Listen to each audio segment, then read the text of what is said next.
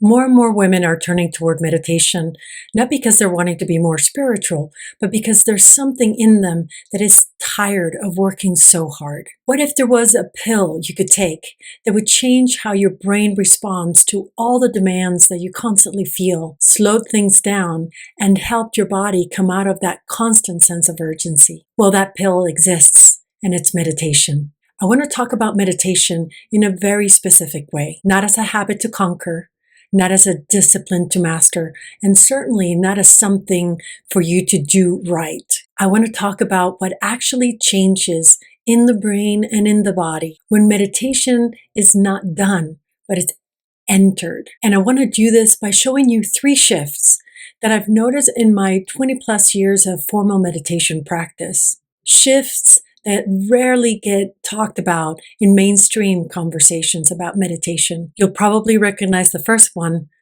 but I bet you'll be surprised about the last one. Picture this.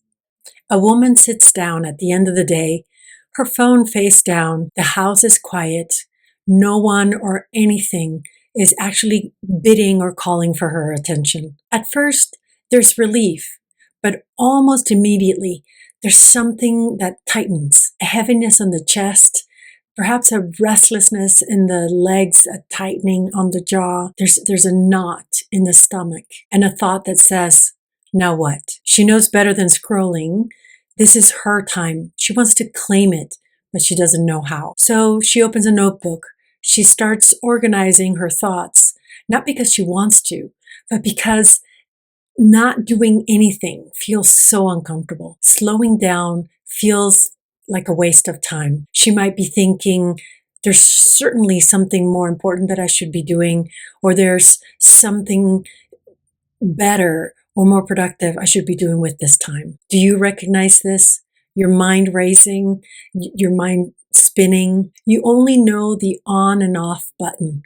You only know how to be full on awake or shut down asleep. And here's the thing, there's nothing actually wrong. There's no crises. There's no emergency. The body just doesn't soften, doesn't relax. Because this brain, the one that excelled on running and pushing, is organized around vigilance. It's very good at scanning, predicting, staying ahead. And the body knows how to respond to that order and that directive. There's a Chinese saying that says, where the mind goes, the energy follows. The mind tries to manage the breath, to control the body, a certain kind of tension in the muscles.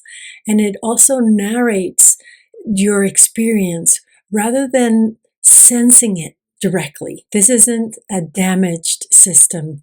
This is a highly functioning machine. The problem is, this has been the only mode available to you, and living inside, even if it's a highly functioning machine, starts feeling suffocating and exhausting. You may have noticed this when you try to downshift your gear and slow down and you can't.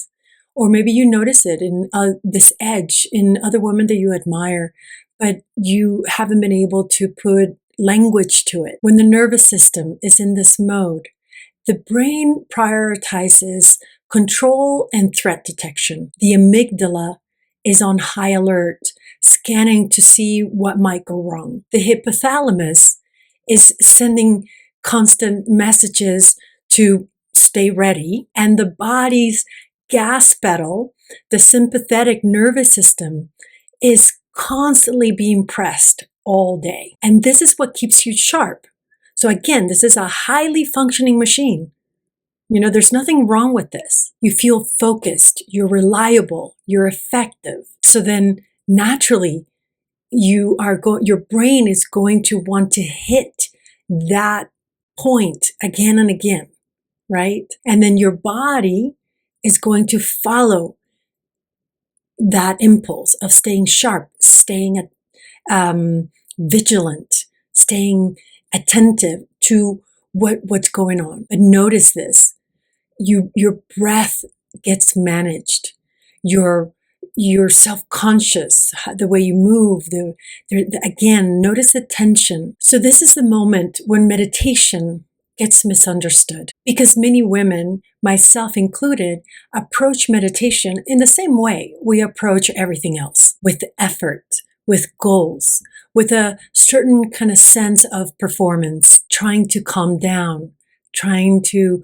fix the feeling, trying to manage the state that we're in. But this is still straining the system and the habit of vigilance. So to enter meditation is something very different. It's more of a pause, and not a dramatic pause, not a retreat from life, and certainly not a rejection of anything either. It's just the moment when this doing mind, this habit of seeking the next thing and the more and more, is allowed to relax, to pause, to be suspended of action of the next thing. And when this pause happens, different parts of the brain, or your brain, starts functioning in a different way. The parts of the brain that are monitoring threat, like the amygdala,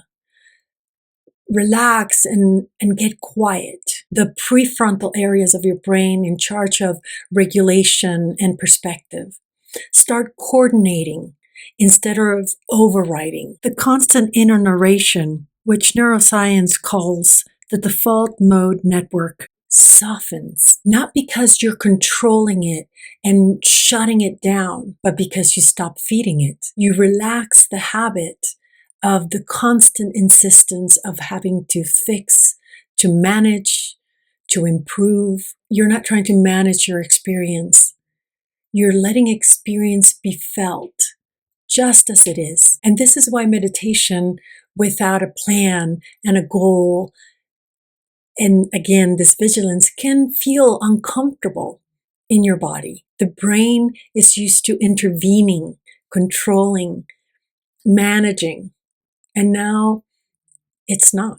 You're giving the system a chance to reorganize itself without it being micromanaged. Try this with me.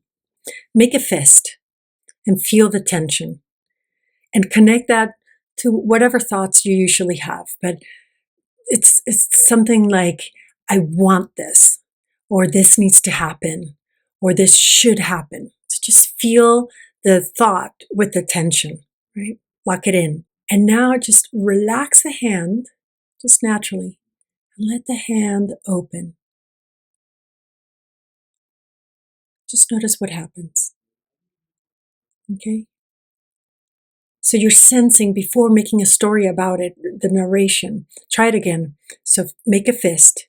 And how connect it. See if you can connect to what we normally experience when we're pushing, we're forcing. This needs to happen, right? Like, I want this. This should happen. I want to make this happen, right? Like, it's there. And your will is this tension, right? And this is where your brain is all activated in making this happen. Again, nothing wrong. It's just notice the tension. And the shift that we're trying to point here is so you understand the tension that sometimes is there, and then just relax the hand. And this different mode, when you allow, and it's the open hand, and there's a certain kind of silence. It's kind of before meaning. So you can keep trying that. And what you're trying to do here is just understand that there are two different modes. It's not one better than the other. It's just noticing the difference, where your mind is engaged in hypervigilance and activation, and when your mind and your whole body just allows, open. This is what I would call meditation. When you enter meditation, instead of doing meditation, you're not trying to do something. You just entered this open space of allowance, of just what's happening in the moment. So the more and more you practice this, You notice the difference between the activated, contracted, your amygdala, everything activated, and the relaxation, the suspending of the seeking. Something remarkable happens. Your brain relaxes its vigilance, not because you force it, but because it learns that it doesn't have to be always on high alert. And as your attention widens, your body transforms and changes. Experience stops being processed as something that you need to control or something that you need to fix or solve. And instead, it starts being processed as a whole. And the body feels this immediately. Your breath drops deep into the belly, into your body.